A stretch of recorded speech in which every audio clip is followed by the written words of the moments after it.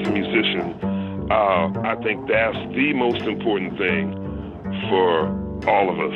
You know, so we always have to stay challenged. We always have to be in a situation where our antennas are up. Hello again, it's Jason Heath with another Best Of episode. I'm sure you recognize that voice. I pulled 3 of our most popular episodes for these Best Ofs. This is Christian McBride, of course, from my conversation with him back in early 2018. And I knew that this was in the pipeline. My former student and past podcast guest, by the way, Dan Shimolinski, set this up for me, and I was nervous. There's no way for me not to be nervous talking to somebody like Christian McBride, who, in addition to being one of the best-known jazz artists, not just bassist, but jazz artists working today, I mean, he has hosted countless interviews himself. He's done just everything, and doesn't matter how much preparation I do. This is a good life lesson for me, maybe for others too. Doesn't matter what I do, how much preparation, I will be nervous. I feel those butterflies, and I'm annoyed when I feel those butterflies in an interview situation. It's rare. We still had a great conversation, and unlike some, I think I managed to maintain my pitch of voice. Sometimes when I get nervous in these, my voice gets really high. I think I was, if I remember right, fairly calm despite having the butterflies. Thank you, Christian. Thank you, Dan. And thank you to our sponsors, the Bass Violin Shop, Colstein Music, D'Addario Strings, Steve Swan String Bass, Upton Bass, A440 Violin Shop, Modacity, and Encoda. We'll hear more from them in a bit, but here we go with one of our most listened to episodes of all time. This rebroadcast, we get to listen to it together, as I stole the line from Pete Holmes, but it's true. We're going back and we're listening to today's conversation with Christian McBride.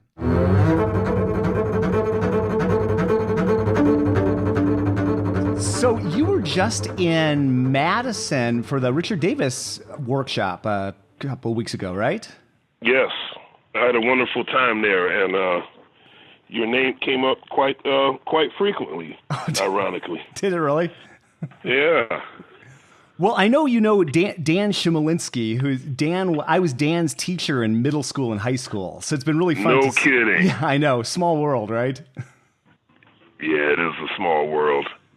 You know, I got a chance to see you at the ISB convention last summer. Oh, okay. Which was a blast, great set, and it was really cool to hear that story about Ben Puglisi's bass that you're playing. Right. And you know, I chatted with Larry Grenadier a few months back, and he has like the sister bass to that, I think. That's what I heard. Yeah. So he has the flat back bass. Then I can't remember what. Yeah. Yeah. There was a flat back and there was a round back. I had actually originally picked the flat back, but as they were packing it, it got damaged.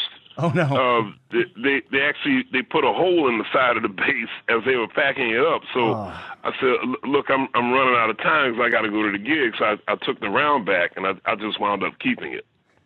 Were you in Australia for that gig? Is that how that bass came on your radar? Okay. Yep. What is it? And so I think it's cool that both you and Larry have those similar basses. And I was actually chatting with Ben about how they're almost the same sound, but a little bit different. Really, the only difference is that flat and round. Right. What is it about that bass that made you decide to play it? I'd love to hear the story. Like, what is it about that instrument that really resonates with you? Well, you know, when you touch an instrument, the feel comes first, you know. Something about the way the instrument just felt in my hands, you know, and how all of the notes seemed to project evenly from bottom to top. And, you know, I was told before I went to Australia, the promoter there said, don't even bring your bass. We have one of the greatest bass makers in the world here in Melbourne. He'll put aside a couple of basses for you to check out when you get here. So I was already excited. I had a feeling that I was going to find something I liked, but I had no plans on taking anything home with me. Right. And so I went to his shop and I played these two basses, and both of them were really good. I mean, it was quite difficult to figure out which one I liked, for the concert. Ben actually wasn't there. I can't remember his partner's name in the shop, but he was overseeing everything, and he said, Ben left these 2 basses out for you. He wants you to check these 2 out. He made these. I said, man, these look amazing. And so, as I said before, I had originally picked the flatback. I mean, the subtleties in sound between both basses, they were very subtle. I mean, like both instruments sounded really great. I think something about I think the round back actually had a sharper, louder sound, like it cut more, whereas the round back, the flatback seemed to have a deeper sound. It had like a thicker, deeper sound. Mm-hmm. So it was just a matter of picking, both basses had great attributes, and they both equally felt great. But like I said, as they were packing it up, it was a little accident. So I went with the round back, and it was cool. I have no issues with that. I'll tell you what, when they shipped it to the U.S., in February, that's Australia's summer. Yeah. And so when the instrument got to New York, I think just the climate change really freaked it out. I've had my only issues. It has nothing to do with the playing or the feel, but the seams tend to open up on that bass quite a bit. It's really difficult trying to keep that bass, keep the room humidified enough to keep that bass, stable. Yeah. I think I've finally figured it out. I got this industrial size humidifier to put in our living room, and it seems to be working. Okay. Well, because that climate and around where Ben's shop is, it's more kind of like, it's pretty humid, right? Year round? Yeah. Yeah. Yeah. Okay. So that's a big change. You're coming to New York in February. and it's freezing, and dry and bitter, that the bass just said, no. Yeah. Right. So when I get a chance to chat with someone like you, that's a known figure, I put the word out for questions, from the audience, and unsurprisingly, a lot of questions came in, way too many to dig into. But I thought maybe we could talk a little bit. Something that came up time and time again is just Christian's setup. Like, can you talk a bit about what you like? And I know you talk about that in your course too, like the string height and that sort of thing. Mm-hmm. Can you just talk about some of the specifics of what you like in a setup? I'm pretty easy, man. As long as the action is, like I said, 0.9 on the G strings. All around on the. I don't like the action too high or too low. Mm-hmm.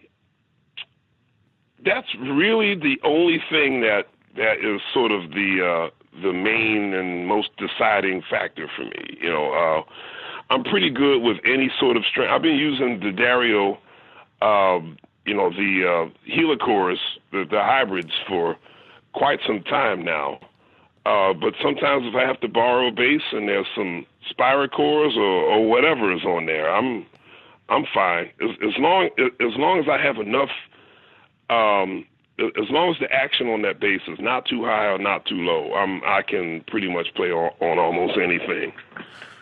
There's that misperception about, or maybe I'd love to hear your thoughts. String height. You got to have high strings to pump out the sound, and I know right off the bat you say in one of those videos that's not the case.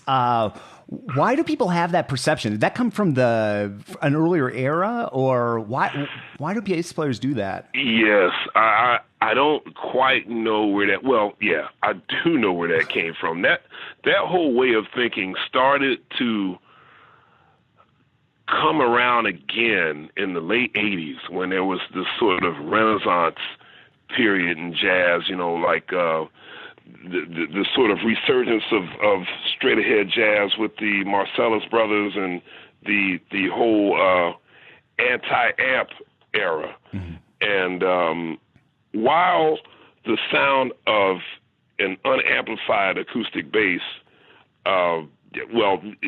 just with a microphone instead of with transducers and pickups and amps,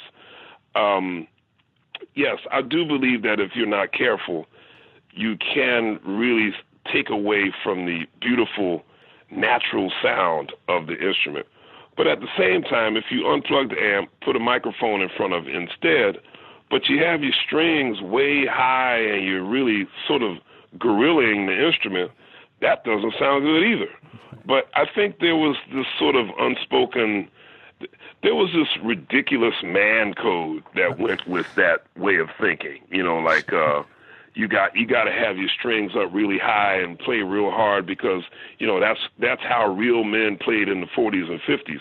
Now, the irony of the stupid irony of that was that a lot of that talk was coming from non-bass players. If you were to talk to Mill Hinton or Ray Brown or Al McKibben or Bob Crashaw or Ron Carter, they all looked at us like, "What are you doing?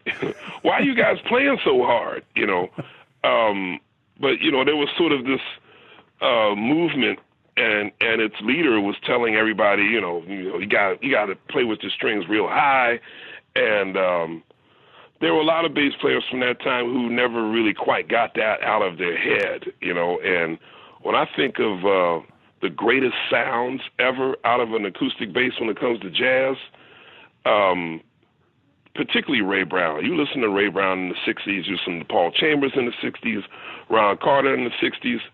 You could just tell, if you listen closely, you can tell their strings weren't that high. I mean, they were high enough that they were able to get some resistance, so they had to play, but you could tell that they weren't struggling, Yeah. So I never quite understood where that whole, you got to really,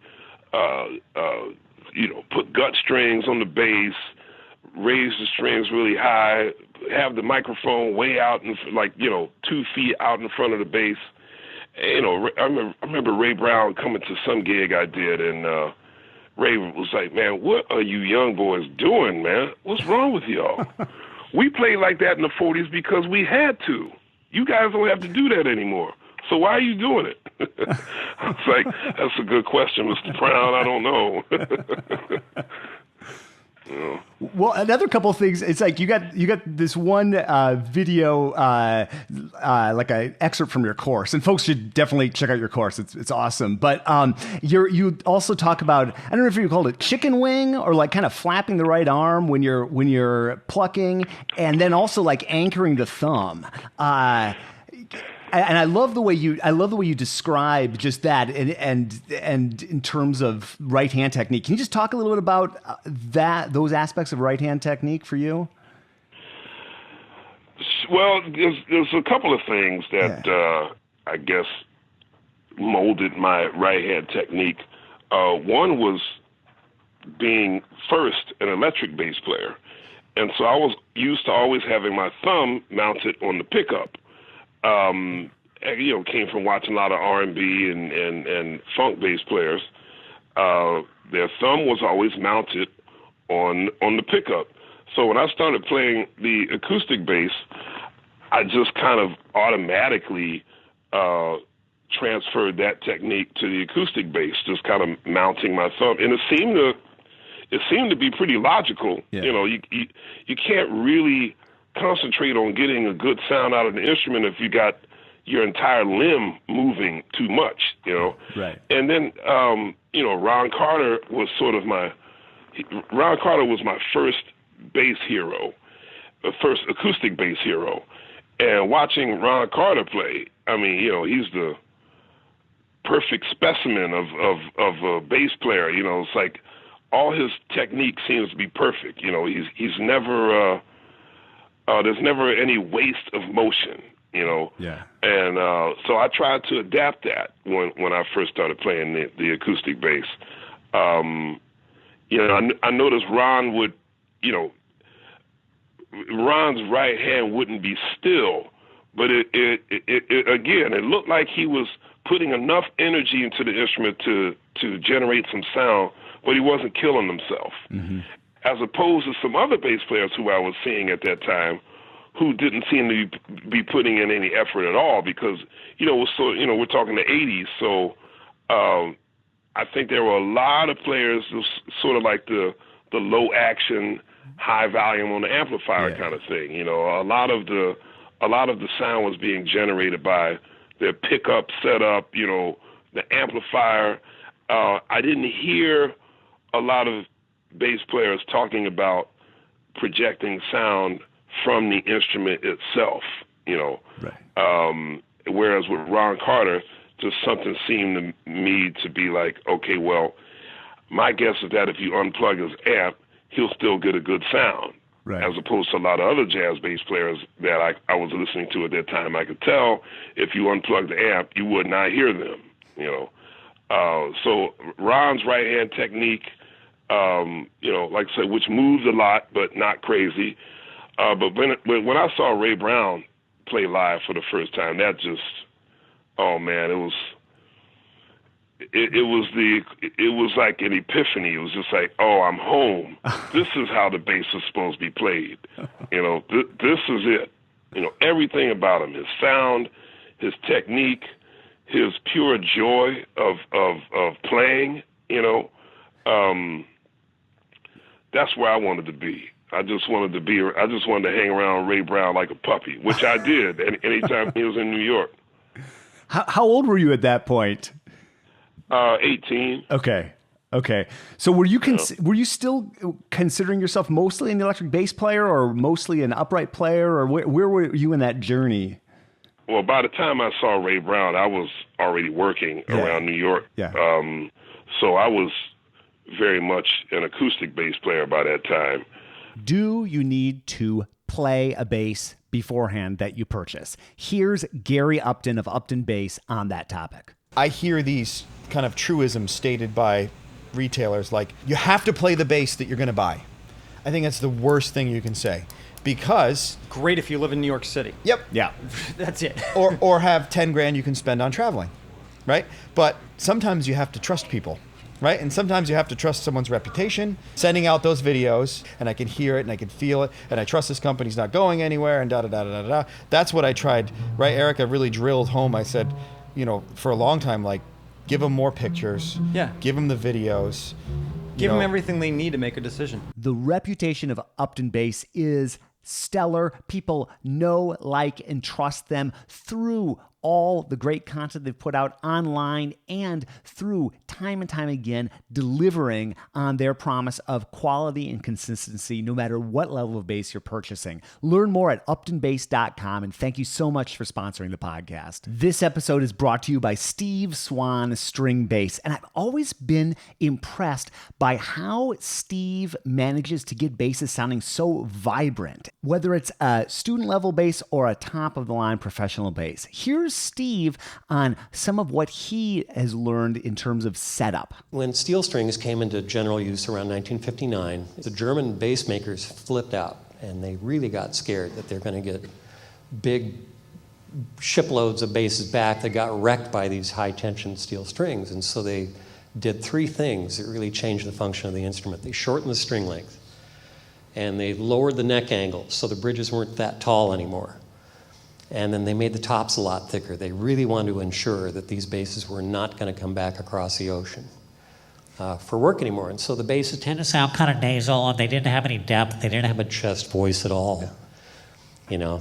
And so what we do with increasing the neck angle, and we can also increase the overstands for modern playing, can get up into thumb position a lot easier. So a neck reset can accomplish that. Sometimes we'll transplant a neck or make a new neck for these basses that might have a string length that are not friendly to modern playing. Learn more about what Steve can do to get your bass playing better, and check out his great selection of basses at steveswansstringbass.com. And thanks for sponsoring the podcast, Steve. This episode is brought to you by Encoda. By the way, that's spelled Nkoda. This app is like Netflix or Spotify for sheet music, and they are working with over 100 of the major publishers like Boozy & Hawkes, Writer, and more to provide sheet music on your device. I have an iPad Pro, but this also works on Android, and I have so many pieces from Encoda loaded up on it. I have all the Beethoven symphonies and their scores. I'm circling things. I'm flipping between the score and the part to show students. I totally love this app, and people like Sir Simon Rattle are singing its praises. It really is the next thing for musicians. It's a subscription service, and you can download Encoda from your app store today for a free trial. That's Nkoda. And thanks for sponsoring the podcast. How did you see somebody like Ray Brown, and like how did you, like, going forward, next days, weeks after that, what changed in your playing? You see somebody like that, and I mean, what a phenomenal player, phenomenal figure. Did you start to approach the bass differently at all? There seemed to be such logic with the way he played. You know, I would notice that when when I would get together with my fellow bass players and we would analyze Ron Carter bass lines, I think a lot of it was us. We would try to make it more difficult than it actually was. Okay. You know, look how he superimposes this and he uses this alternate harmony against. And once I started really studying Ray Brown's bass lines, there was a little extra. There was an extra element of soul and you know, this kind of groove thing that you just couldn't transcribe on paper. You know, like the feel, the pulse of Ray Brown's bass lines, the energy, that propulsion, that was impossible to write down. So me coming from primarily R&B and soul and funk background, hearing Ray Brown play straight ahead jazz, I somehow felt the same intensity of groove, you know. Not saying I didn't get that with Ron Carter, but it was way more pronounced with Ray Brown. So it was more, I felt more akin to that feel, you know, just because it was so powerful and you know, it could that energy could have been transferred to an R&B or funk band. But then when I actually started paying close attention to the notes, I don't know, just something about it just seemed to be so logical, and you know, I got this sense of course, that's how this bass line would build over these chords. Of course, it makes perfect sense. And then, of course, going back to then reanalyze Ron Carter, his lines made even more sense, you know. So yeah, Ray Brown was everything to me, man. Something that Dan Shimolinski asked me to ask you about is just technical facility. I mean, the way you get around the bass. Is that something that was just natural for you, or did you consciously work on that? And if so, like when did you start to focus on just getting around the bass like you do technique wise? I'm not sure I ever focused on that. As I said in my video series, it's all about having ideas. You know, if you don't have any ideas that match with your technique or vice versa, having fast hands really doesn't mean much, you know. So I think a lot of that came from learning trumpet solos or transcribing saxophone solos or piano solos. And there was, I don't know, there was never a question of how do I play this? You know, I just played it. Right. You know, I think a lot of it had to do with, again, coming from playing the electric bass. But, you know, when I played the electric bass, I mean, I was playing mostly funk. I mean, I wasn't really learning how to play fast. I mean, well, I try to learn a couple of Jocko things every now and then, but the idea of getting around the instrument quickly was supposed to be a challenge. That just never came across my brain. That's all. You know, whatever the idea was, you just go for it. And, you do whatever you could to get it out. And, learning these saxophone solos or trumpet solos, obviously I wasn't going to learn sometimes like Joe Henderson or Freddie Hubbard, they would play these fast octave and a half arpeggios. That might be pretty hard to do on the acoustic bass, playing in 30-second notes. But I could probably get 16th notes, right. I think the idea was more important to me. It's like, I hear they're playing this arpeggio over this chord. So even though I couldn't play it at the same speed that they could play it, at least I was able to understand what their idea was and to be able to play it at whatever speed I could and still make it useful, or meaningful during the course of my solo. Mm-hmm. How about in terms of the bow? I love your arco solos, I always have. And just how has practicing with the bow worked for you? Is that something that you did on a daily basis or do on a daily basis? Well, first of all, you're kind, because I think you're one of a few in a minority that likes my arco solos, including me, right? I listen to myself often play arco solos. I'm like, oh, God. I'll tell you what I did recently. Andy Rossetti, do you know Andy? Oh, I know Andy really well, yeah. Yeah, so he played, when we were at the bass conference, he played a Vivaldi sonata, the B-flat Vivaldi sonata, the same one that I played to get into Juilliard. I played that for my Juilliard audition. Wow. And so it really made me, I have actually been practicing with my bow again pretty consistently. I don't know how much better I'm getting, but I have some time off. I said, well, I should try to tighten up my bow chops a little bit, and especially standing next to Edgar Meyer doing these duo gigs for the last couple of years. Mm-hmm. That'll make you get in shape. Sure. But I found a recording of a recital I did the summer before I went to Juilliard. There was a I can't remember what it was. Was it the Bach Festival? There was some classical music festival going on in Philly, and it was broadcast on the radio.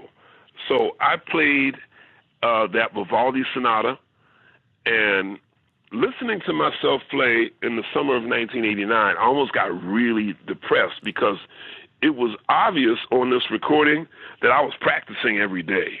Okay. you could tell, right? Right. And so I went, man, almost 30 years later, I was supposed to have gotten better, So I am now deeply inspired to kind of to get back to that.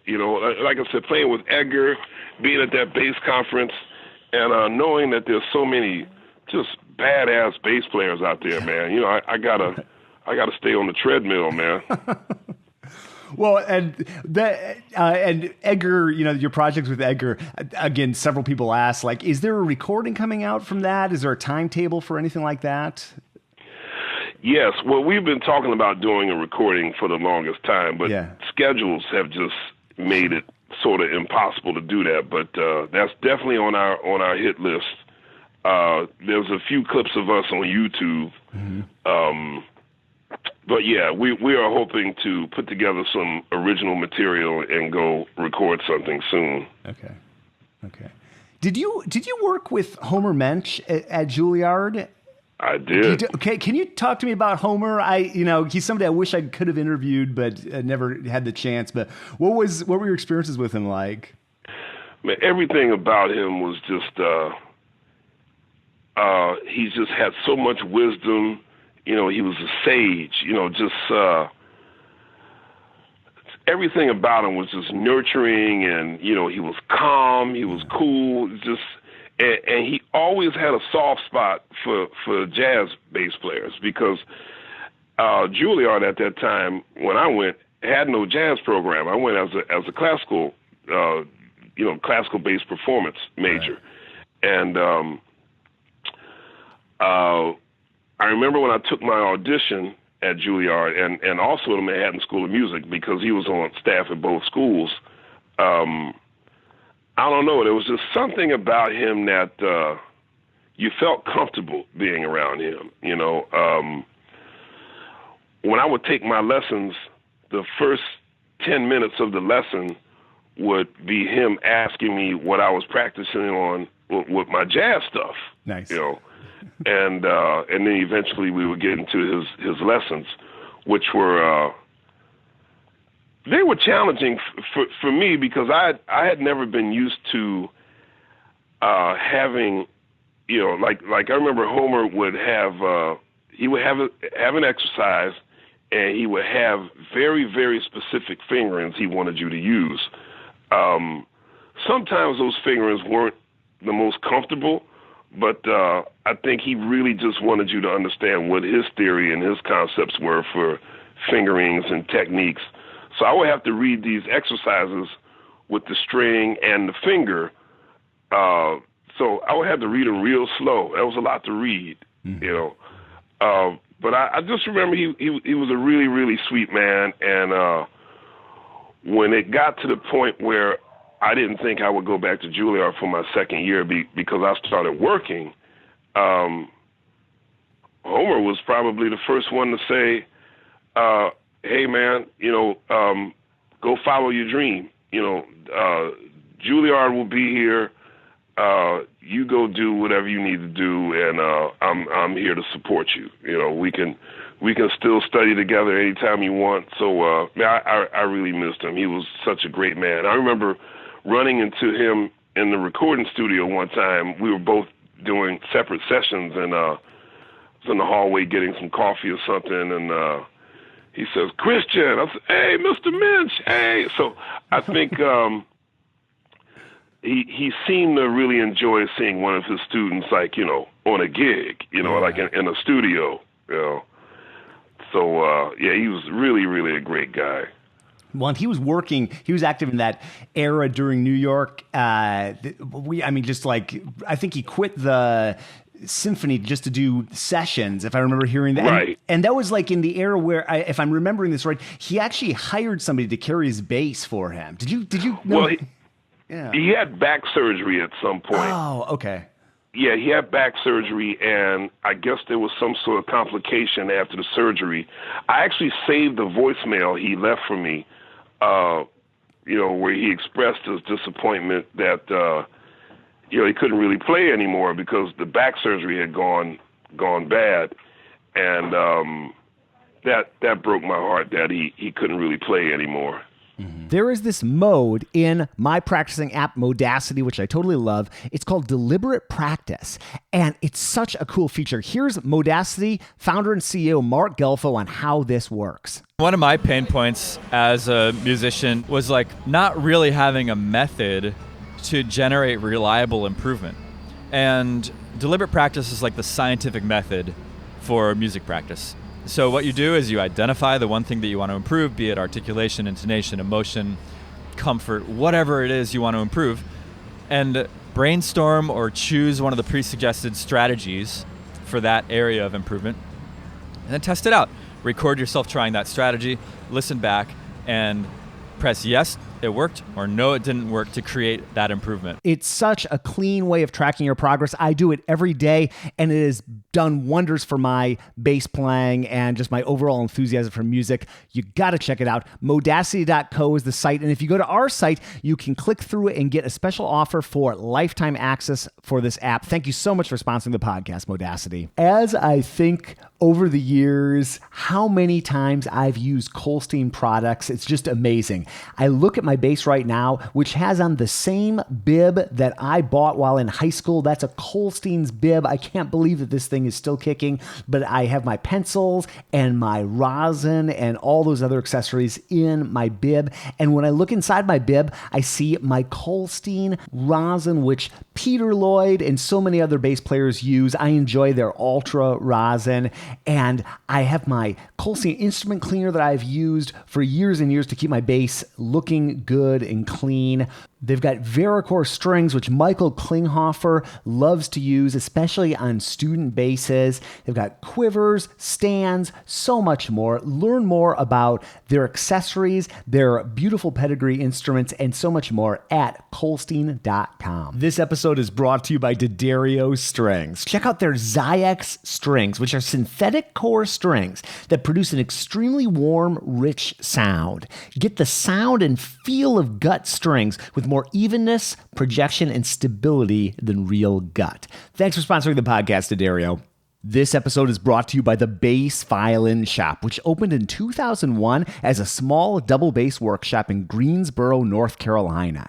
Today, they're staffed by 3 full-time, highly skilled bass luthiers, and they specialize in double bass sales, rentals, setup, restoration, and repair. For nearly 20 years, they have satisfied thousands of clients by offering quality instruments, knowledgeable service, reliable repairs, and superior restorations at affordable prices. They offer high-quality, custom ebony C extensions with 2 different chromatic latch options. Handmade ebony latches with adjustable aluminum mounts by New Harmony Music, or adjustable brass latches by Rob Anzalotti. Give the Bass Violin Shop a call to discuss your extension needs. For more information and current inventory, visit their website at bassviolinshop.com and be sure to follow them on Facebook and Instagram. You know, there's a bassist and a Canadian broadcast company host named Pierre Bata, and he listens to your show on SiriusXM, as do so many people. And he wanted me to ask you, as interviewer to interviewer, like, what have you appreciated the most doing your interviews on that show, and what has perhaps been the most challenging? I think when a musician is being interviewed by another musician, it allows a deeper insight. More vistas open up because that person knows that we're in the exact same business. I can ask questions most non-musician interviewers wouldn't ask. Yeah. And I think they feel comfortable with that. Like, there's a famous book written by the late great drummer Arthur Taylor called Notes and Tones, where it's musician to musician interviews. And I think he published that book in like 1970, 71, something like that, 72, early 70s. And he's interviewing people like Miles Davis and Betty Carter and Art Blakey. And you could just tell from the conversation, particularly the one with Miles Davis, because we all know how prickly Miles could get with interviewers asking dumb questions, quote unquote, you know, right, as opposed to coming from a drummer who he knew and played with for many years. It just opens up another thing. So I've enjoyed being able to get my musician friends to open up about very specific musical things, and it keeps me on my toes as well, because playing duets, you have to be more aware and more. There's just more things you have to do. You know, as a bassist with no drummer there, we're already responsible for the harmony and for the rhythm. But you know, working with, I've had a lot of vocalists on the show. I've had Dee Dee Bridgewater, Cyril Aimee, Diane Reeves, Catherine Russell, and then you go to somebody like a Harold Mayburn or a Kenny Barron. It's just it really, really makes you stay on your toes. And as a musician, I think that's the most important thing for all of us. You know, we always have to stay challenged. We always have to be in a situation where our antennas are up. You know, once you start getting too comfortable and getting into that coasting thing, I think your musicianship skills start to erode. Something, and you know, with the kind of schedule that I know you have, daily routines, that's something that people ask about. That's something that I'm interested too. Like, and away from the bass too, like, do you have any set daily routines you follow, like morning rituals, can be bass related or not bass related? Well, I'm on the road most of the time, so it's always been very difficult to figure out what daily routine is when you rarely see your instrument until it's time for the gig. You know, my daily routine usually consists of just some warm ups during sound check. I don't have any particular ones that I work on. Since I've been home, I've gone back to some of my old method books. I took out some of my old belay books that I was using in both high school and at Juilliard, just to kind of get into a little bit of a groove again. Just kind of keep my sight reading up. Try to keep, like I said before, try to get my bow chops a little sharper.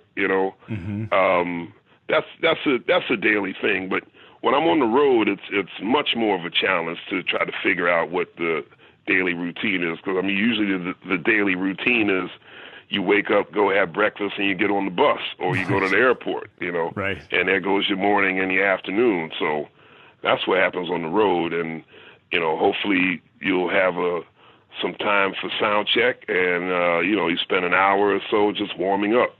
That could be anything, just scales, walking bass line, just something to keep that blood flowing. Right. So that's nothing set in terms of that. Pull the bass out, and whatever feels like the right thing to do is, or what needs work. That's what you dig into. Yep. Okay. Yep. I love. I'm picturing you practicing belay. I love that you've been digging into that. That's fantastic. Oh man, it's so nice to get back into that again. Daniel Kimbrough, he's Jerry Douglas's bass player. He asked, I don't know if you have an answer to this, but he asked, how do you color code your calendar?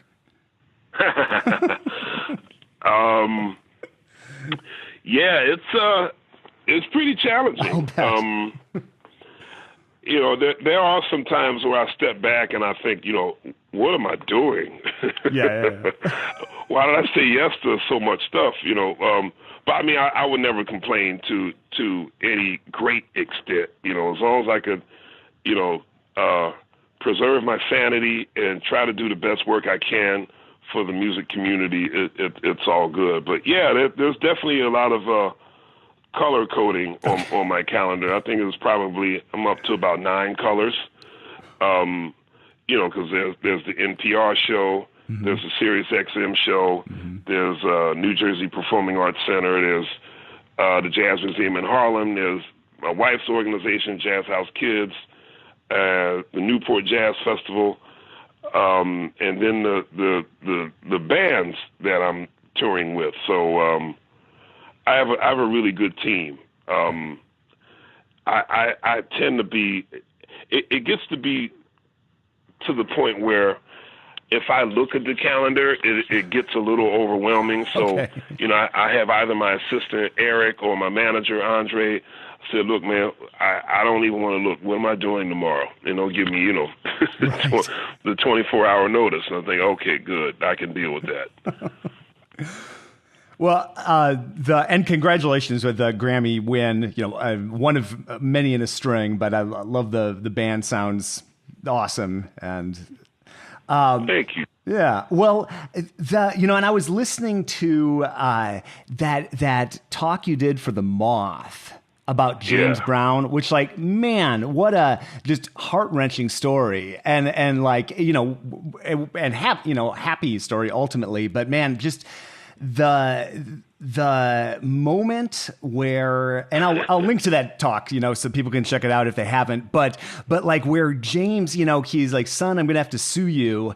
And then it gets personal, right? It's like, somebody who's your idol. I mean, you grew up, like, went to every performance with your uncle for like years and years. Like, man, talk about a low moment, just like emotionally. That must have been such a devastating thing for you to hear. Oh yeah, that's a good word for it.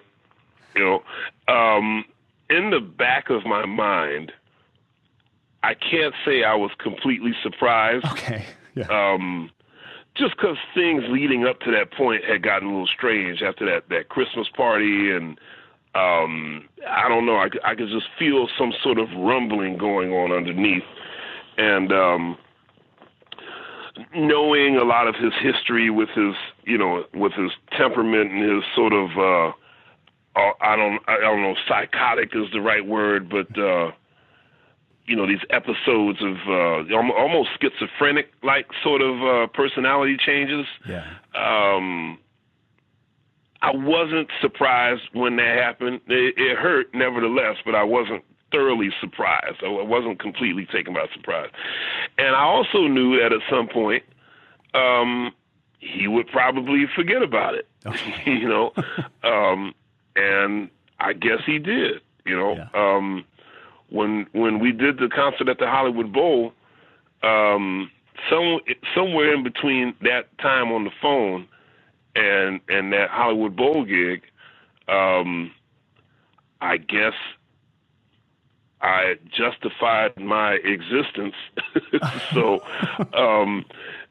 he seemed to be cool, And then the last couple of years of his life, he was the nicest man to me. Okay. But even toward the end of his life, as he's sort of the nice old man who wants to get into heaven. Even then, I thought, it's still James Brown. He still might turn on you. I recently did a thing with Bootsy Collins, and that's one of the greatest thrills of my life, man. Getting to be around another one of my biggest bass heroes. He's as much of a hero to me on electric bass as Ray Brown has been on acoustic. So when we were sitting around telling these James Brown stories, Bootsy said it great. He says, "Oh yeah, man, James Brown will turn on you." Yeah, Mr. Brown will turn on you in a minute. So, I was glad to know that we had that in common. Well, I love that. I saw that pop up on Instagram that you were doing something with Bootsy. Can you talk about that project? What you guys did? I can tell you some of it. Okay, sure. Yeah, I can't tell you the whole thing, but I got this call. Say, hey, can you come out to L.A.? I said, when? He said, tomorrow. I said, tomorrow? I said, yeah, man, Bootsy gave the green light. So you're gonna hear about it soon. Okay. You're gonna hear about it soon. That's great. I can't wait. Christian, it's so great to chat with you. I know you're a busy guy. I don't want to eat up too much of your time here. I usually round out with some sort of question of advice for your younger self, something like that. If you could go back and maybe talk to 18-year-old Christian. Oh man. any advice you might offer him? I might have gotten physical with the 18-year-old Christian. I would have grabbed him by the collar and jacked him up against the wall and be like, look, man, develop some discipline. Really? Yeah. Oh yeah, absolutely. In terms of bass or just in general? Everything. Okay. Everything. I realized that not being in college, because I only stayed at Juilliard for 1 year, from September of 89 to May of 90, and I was still 17. I didn't turn 18 until the end of May 1990. So between that time, I started playing with Freddie Hubbard, was playing with Benny Golson, was playing with Bobby Watson. I was doing all these gigs, but in between those gigs, I was just being an 18-year-old. Now I guess in retrospect, maybe I wouldn't have grabbed 18-year-old Christian by the collar, but I would have definitely put my finger in his face and said, look, man, I know you're having fun doing all these gigs, but, get a routine going. Stop showing up late for all your gigs. I really would have been, I would have, remember the movie Lean on Me? Oh yeah, of with course. Morgan Freeman? Yeah. Yeah, I would have been my own Joe Clark. Nice. I would have made myself sing the school song, and you get up at 9 a.m. and do some jumping jacks. That's the kind of discipline I would have needed. Christian, I can't thank you enough. I really appreciate you taking the time to chat, and it just means so much to me. Hey, man, the pleasure was mine. The pleasure was all mine.